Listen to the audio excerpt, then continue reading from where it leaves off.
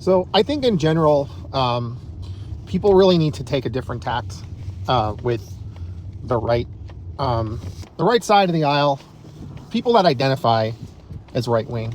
So I don't mean to make this left versus right. It's just there are strong differences with people that are populist left, like people that are leftist like myself, that like I don't actually have venom for the other side the way that a lot of people do, mostly to my right, maybe some I hate the whole left-right divide thing, but it is true that leftists come to their position on whatever it is because we genuinely give a fuck.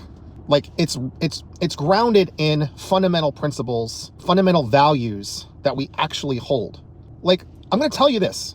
The things that I believe, you would be hard pressed to move me off of. Like, I would die for the things that I believe. And I mean that with every fiber of my being. It is that strong. Like, I care fundamentally about human rights.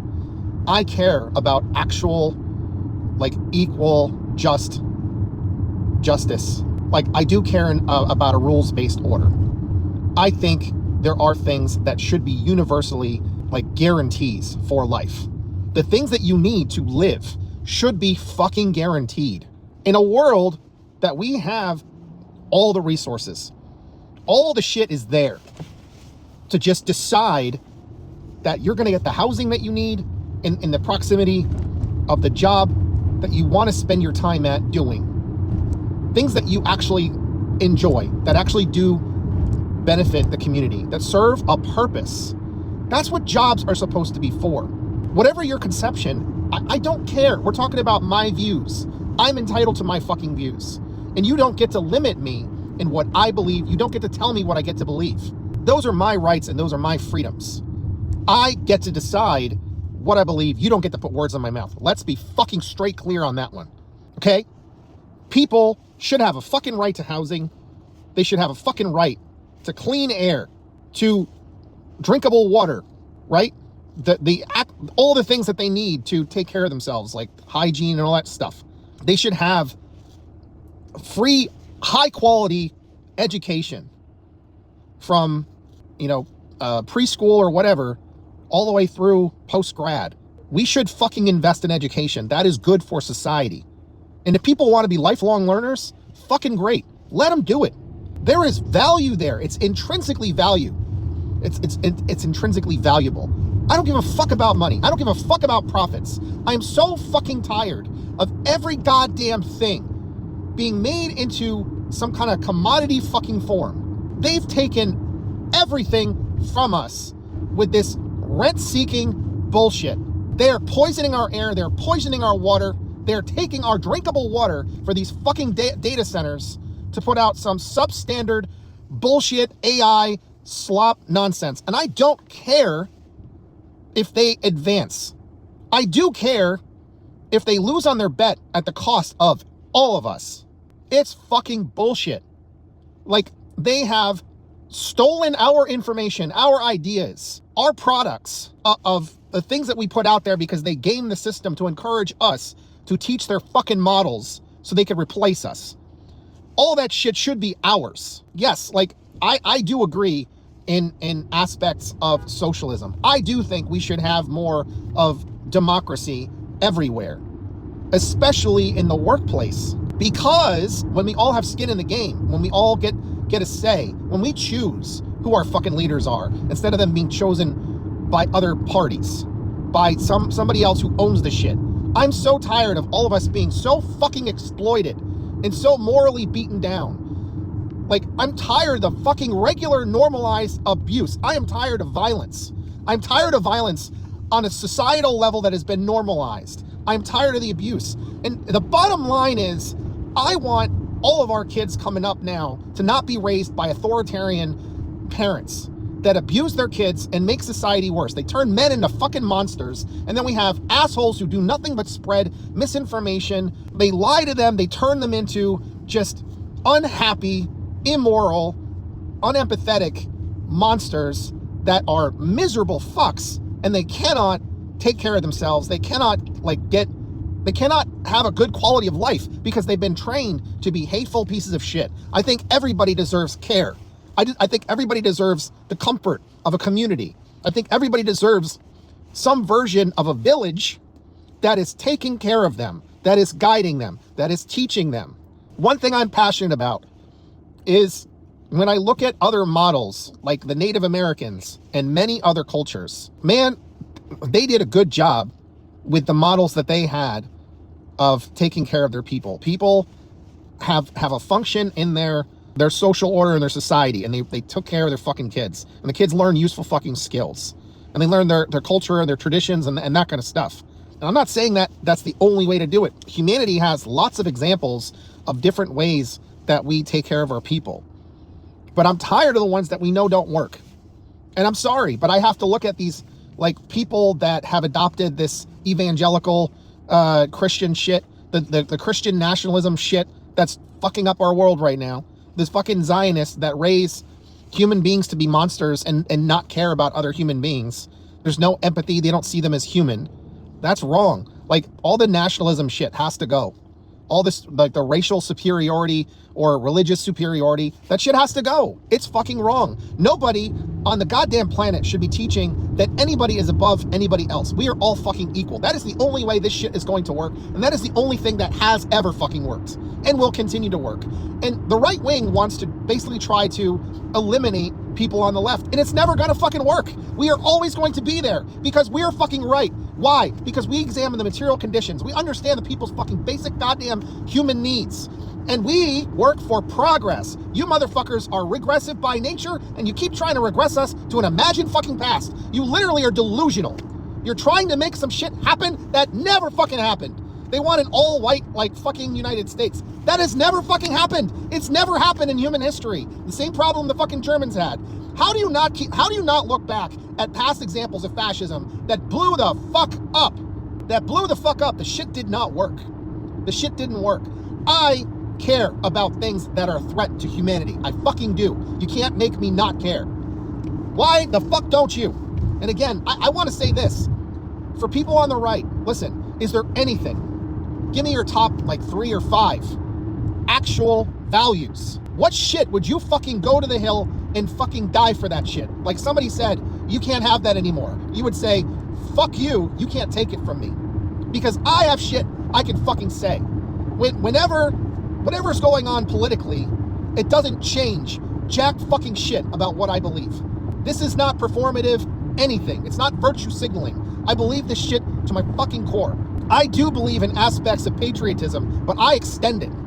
I don't just mean, like, I don't believe in patriotism to a nation state or to a party or fucking fuck all. I don't care.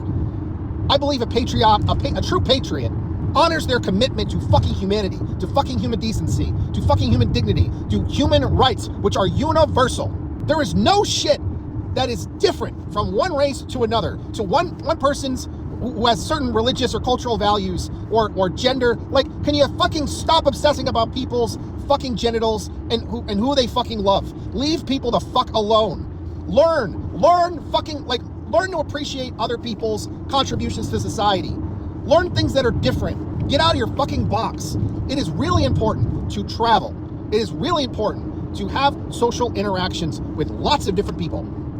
Young and old, rich and poor, everything in between. It is important to be someone who cares, who is curious. And yes, cares about the truth, cares about fucking science, the process of science. The scientific method is never going away. But I guarantee you this, if all the religions on the planet, all the records, all the knowledge was to disappear, the only thing that's true is some things might come back that have like ripples throughout all of them. And a lot of that is just primitive people's attempt to understand and grapple with things that fucking scare them, to fill in the gaps about things that they don't understand, things that are hard questions. People struggle with the idea of death. I don't give a fuck. You know why? Because what matters to me, my perspective, is this is what I got, this is what I get, so I better make it fucking count. And as much as I don't worry necessarily about the memories that people will have of me, I'd like to do honor by the people that have known me. At the end of the day, I did what I could, as often as I could, to make the world a better place than I found it. That's a philosophy that I picked up when I was in the military. It was a simple concept when I was learning it. Like I can't remember if it was in training or on deployment, maybe both. But we had this idea of, wherever we are like stationed at, like whatever area we're occupying, we want to leave it better than we found it. So that means make improvements for the next people. Don't fuck shit up. Take care of it. I mean, I have a mixed background. So I have roots of American Indians from the Mohican tribe. My grandmother on my mom's side is Mohican, American Indian. And I've always been interested in the culture and the great accomplishments and achievements of different cultures throughout the world. And they did a lot of amazing things. But I have a lot of respect for American Indians because they cared for the lands. They respected nature. They respected restorative practice. If they took anything out, they always put something back. Always. They care. So that's part of me, right? I take lessons that ring true, and I hold on to them, and I do my best to incorporate them into my life and to pass them on when I can. Because I believe all of us are learners and teachers. Always. Listen, guys, I'm not trying to, I don't want beef. I don't want beef with anybody, but I do have to call shit out when I see it. And I really want to know, especially for people that may disagree with me on a whole host of things. What are your actual values? What is the shit that you would literally die for to protect? And what do we have in common? Because what the answer should be is the things I'm saying, generally speaking, should be fucking pretty universal. And if you don't believe that, I don't think you're being honest with yourself. I understand why people want to look at other people as less than. I understand why people want to push people down. Honestly, what I hear, and again, this is coming from somebody who's been educated in the fields of psychology, in the fields of sociology, humanities and social sciences in general, behavioral sciences, applied behavior analysis, which is an applied science, right? Cognitive behavior therapy, organizational business management. So maybe that doesn't make sense to you, and I'll try to do better to explain why I'm saying those things. But basically, I'm trying to give you a perspective, right? I care about how we are impacted by our society, and also the ways in which we can make change.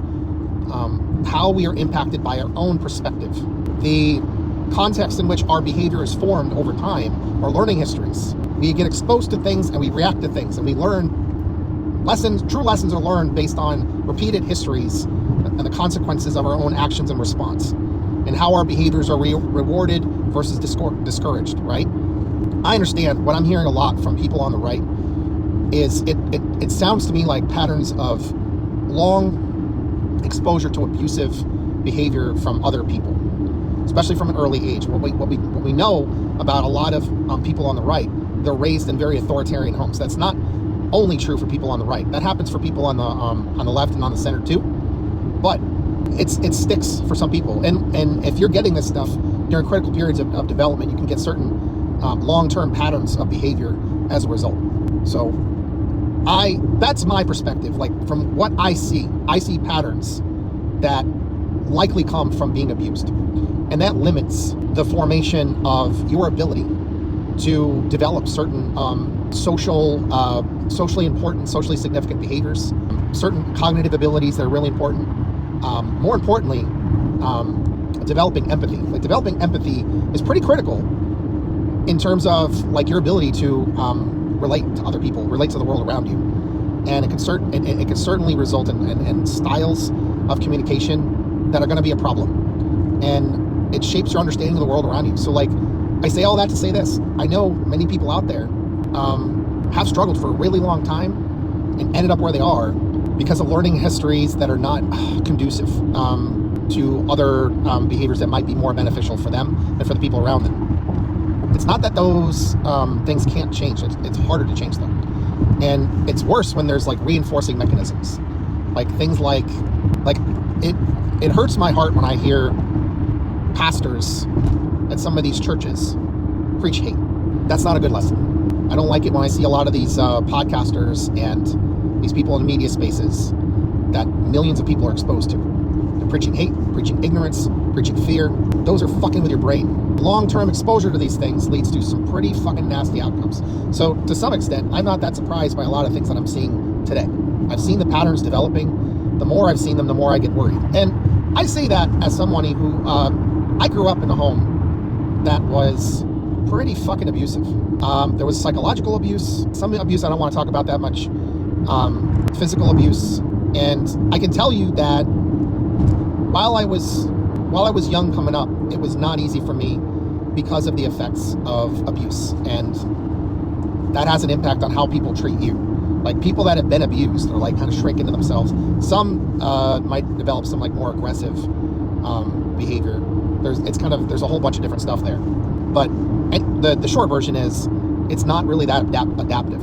It's not a great way to develop like normal relationships, adaptive social behavior. Like I literally, like, it took me until I was probably, I don't know, mid-20s, late 20s or something to get to a point where I felt like more comfortable within myself, more comfortable around people, more comfortable to talk to people. I still like struggle with talking to like in group situations. I'm not super fond of, I don't like small talk, that kind of stuff. So I'm still kind of damaged from it. Like I've worked on myself a lot. So there's things I can do, but there's still areas that like the damage is there. It's been done, and it's going to take even more effort on my part to come out the other side. So like, you know, and I'm not trying to prop myself up as some like perfect person. I'm not, but I do fucking care about people, and I will fight for people. I fight for anybody, as long as they're just trying to like live their lives and they're not trying to hurt anybody else. Like I'm like, yeah, okay, let's go. If someone's actually wronging you, I'll stand up for you. Absolutely. I've been an advocate for a long time for people that don't really have much of a voice. So, you know, I am in a position where I'm going to piss some people off, but like literally, like for some MAGA folks, if they're willing to try and make an effort to, like, if they're recognizing that some changes need to be made, like, I'll talk to you. I'll absolutely talk to you. I'll talk to anybody. Like, it doesn't matter like what your political philosophy is. Like, if you're kind of curious, like you want some guidance on, or you just want to talk about some shit, like, everybody needs connection. That's always been true. It's always going to be true. If any of this stuff rings true, hit me up in the comments. Seriously. I don't mind expanding my circle a little bit. I've long kept kind of a tight circle, and I have a habit of not socializing a ton. Part of it's because of the job that I do is it's very taxing mentally. It's a lot of mental energy. So when I have my time off, I want to just kind of chill the fuck out. But I do enjoy talking to people one-on-one. I've always liked that. I'm always willing to like lend a ear. Like my original career path when I was getting ready to do my master's, and like a bit after my master's, I was gonna pursue like having like a counseling practice, like maybe like LMFT or something like that. That's a licensed marriage and family therapist. Probably partially because of my roots. Like I come from a home with parents that divorced under not so great conditions. Bad things were going on, and I worry about people's relationships because that matters. It's a big thing in life. I worry about people that feel lonely. I really do.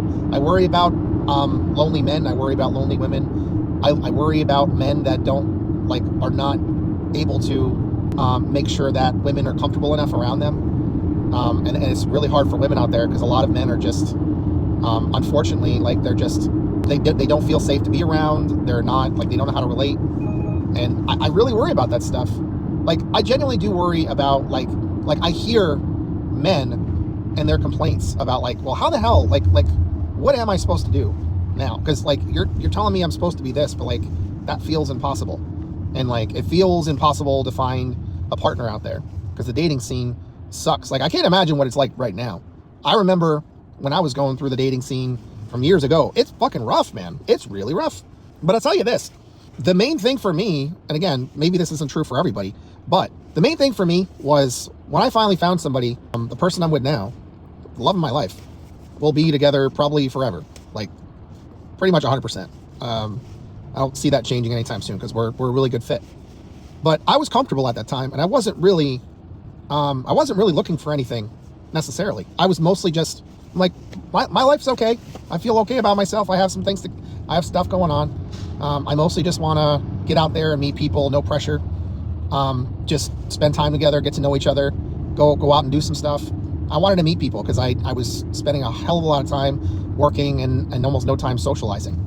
So that was my goal. I just wanted to get out there and meet people. And what helps with, in situations like that, if there's no pressure and it's just casual, just be yourself.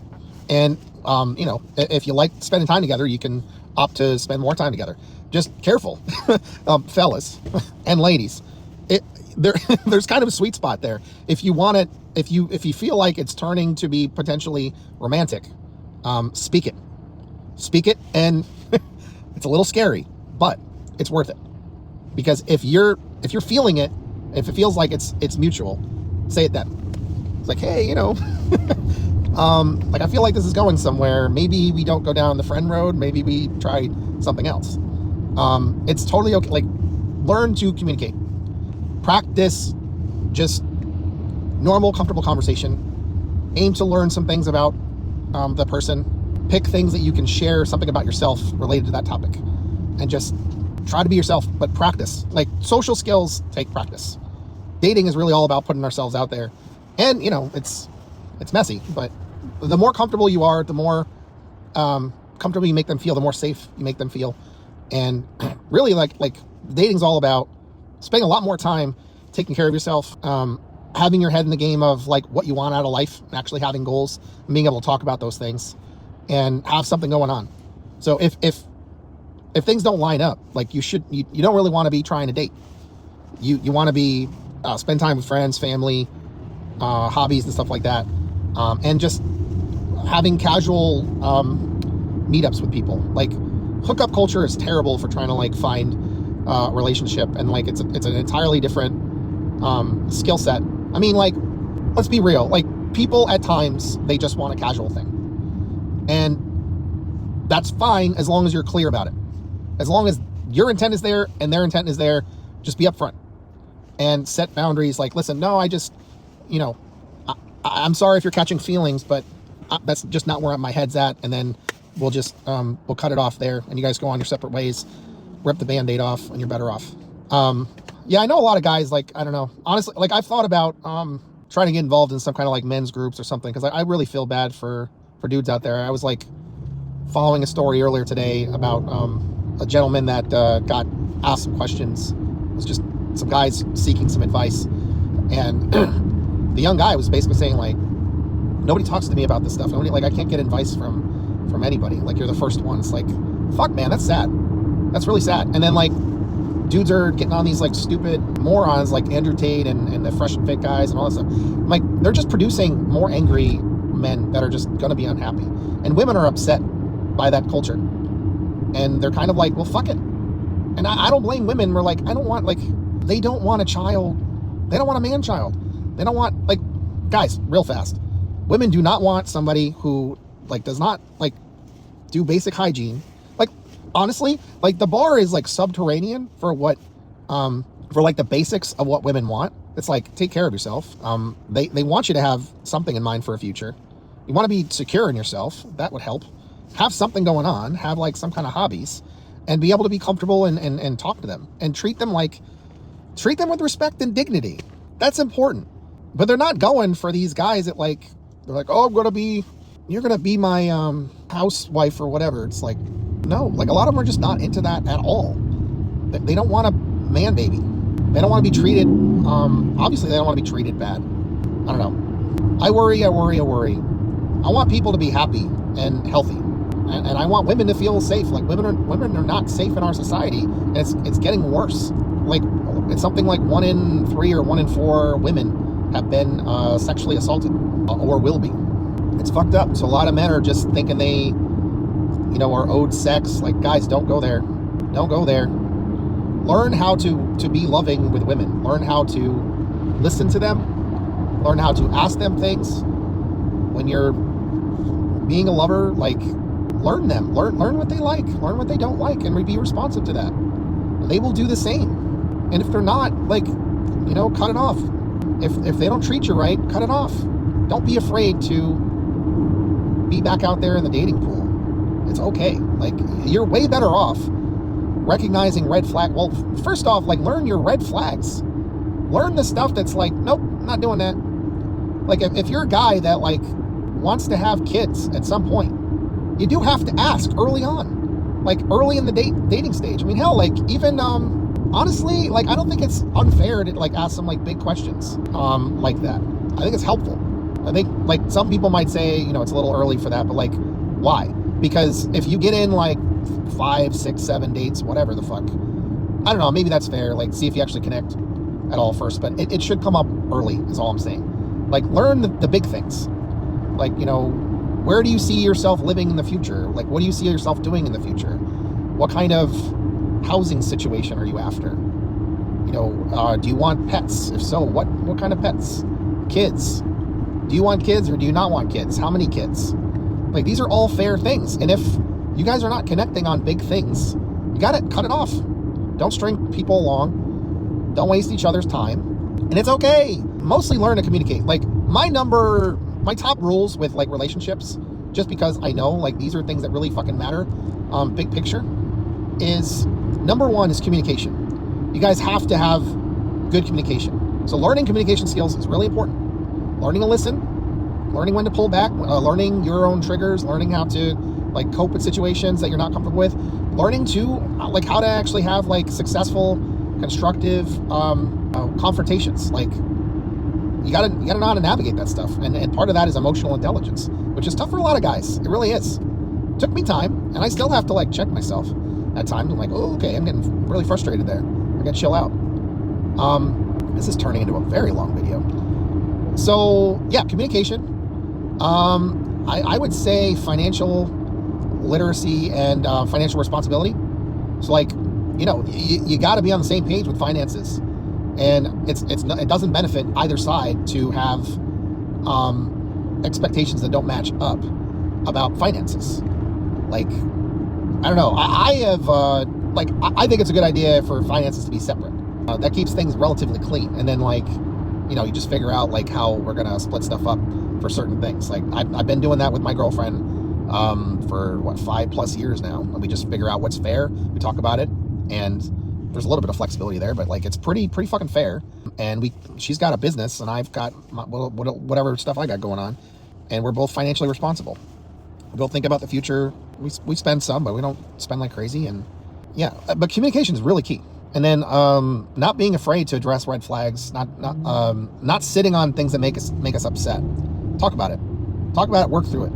Like, there's always going to be stuff at times, but for me, we got to enjoy our time together. Like guys, seriously, if you can genuinely make a woman laugh often, if you can get like good belly laughs, and you both laugh a lot together, not like, you know, I'm going to tell a joke like unnaturally, like, no, like genuinely, like you get each other's humor.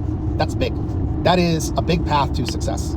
But communication, financial literacy and responsibility, laughter is big. And then, you know, being on the same page with, like, the big stuff. Those are important. And genuinely enjoying time you spend. I think it's helpful to not have total overlap in interests. Like, I think it's helpful for there to be some things that your partner is into that you haven't really tried or may not necessarily be interested in. But that helps with this natural give and take thing. Like, putting in effort is a big thing for women. They want to see you try. They want to see you pay attention. They want you to show them you care. And this can't be artificial, generally. And for some things, if like for myself, I have spent a lot of time by myself. So there were some things that I had to, like, figure out, like, oh, okay, like, I got to be okay with certain things because I'm not used to it. I guess that's the other thing, is there should be room for growing together. Like, they came to the picture with stuff, you came to the picture with stuff, and then you're adding things. With this give and take, with caring enough to go do something that maybe you're not as interested in. A lot of times you find out, oh shit, that's cool. Pushing each other, pulling each other a little bit. Growth.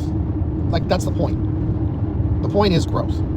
So don't expect to stay where you are. Like, the attitude of, I've always done it this way, this is just who I am. Don't be in that headspace. That is not conducive to a healthy relationship or for yourself. It's really kind of a toxic type of attitude and trait. And I don't mean that as a way to target you. it tells me that you need people to challenge you more. You need to be willing to be challenged more. There's rigidity there, and you want someone who can push you and push you in the right way. You will grow as a human being. Oh wow, this makes me laugh because this feels a bit like something that I wanted to do a while ago as like a running thing, where I was gonna, because I think I've seen this before. I forget who did it, but it's kind of like you know, if your dad was kind of shitty or whatever, I'm your dad now, right? Like I feel like this is sort of like dad advice a little bit, or maybe like your older brother or like older friend or teacher or whatever the fuck. You know, insert whatever makes sense to you here, whatever you connect with. But or your mom, I don't know, like it doesn't matter what. I don't like the patriarchal thing. Like I see like, I guess in my framework, I'm like, I'm your village now, because we all contribute. We're all teachers, we're all learners. If we value each other that way, and we think about each other that way, it defeats this whole like hierarchical thing that isn't useful. Like, teaching is not always from the top down. I learn things from kids a lot. I learn things from people that I, you know, provide supervision and support. I learn things from strangers. We don't have any like, there's no like top bottomness to it for me. We're all on a level playing field there. And I can respect people for just showing up and being a kind, decent human being. And I respect people who get through difficult situations with me. Like I've gained a lot of respect for people that we had strong disagreements, and we were able to talk. Like, at least they were willing to meet me where I'm at, and I'm willing to meet them where they're at, and we got through it together. And we learned, we tested each other. Life is like a series of lots and lots and lots of tests, and what we learn from going through that process and come out the other side makes a difference, for better or for worse, or things in between. So anyway, that's a long video. But yeah, like I think it helps to actually have values, and I worry about people that don't really necessarily have strong core beliefs. They get them from other people that they seek advice from. Sometimes I think that's a bit of the prayer process. But I've known a lot of people that are like very like codependent. Like they have a hard time figuring out where to go, what to do, and they're always seeking validation from other people. And I feel like I see that kind of stuff on the right. Sometimes I also see this tendency to like, they know everything, even though there's like not really good evidence to suggest that's the case, but they're convinced, and you can't convince them off it. And you know, maybe some of you guys are thinking that that's where I'm coming from. It's not really, because there's a difference between my core beliefs and things that are like, I will change my opinion on things if I'm presented with new actual evidence that's grounded in facts, right? But there's a difference in things that are like factual claims and things that are opinions that are a little bit more complex because of a range of subjective factors and like further analysis. But a lot of the things I'm pointing at are universal, like human needs. A lot of the stuff has been studied pretty intensively by the bodies of study that I've it's a lifelong pursuit of mine. Some through formal education, some through actual practice in the wild, so to speak. So yeah, it's not the gotcha that you think it is. Anyway, all right, I hope you got something out of this. There's a whole bunch of little nuggets here, and you know, I'm not saying I'm the end all be all of information, but I think it's important for people to have core values. It's good to have guiding principles, and it's good to take on the perspective that you're both a teacher and a learner, and you're always teaching. This is something I tell parents and my educators and my interventionists. It's a word of caution. It's a truism. You are always teaching, so be careful what you teach. And that goes back to the other things I was talking about like leave it better than you found it. When I'm teaching, I want to make sure that people take something away that they can cherish and treasure and find useful and have purposeful behaviors as a result from themselves and from others. Okay, thanks. You guys take care of yourselves. Please, please, please. I'm not begging or anything, but check out my Patreon. I've expanded it a lot. There's lots of content on there, lots of useful information, stuff I think is important. I got my videos, plus I share a lot of content from the other creators that I really appreciate. I think are putting valuable stuff out there that is useful to everybody. And then there's like different resources. There's some print sources, as well as like content creators, like video essays, some that are, you know, there's some political stuff on there with politicians, and it's kind of broken down into some folders. So please give that stuff a look. And then I'll also share my YouTube page that there's like a whole bunch of stuff on there for free. But yeah, thanks for watching.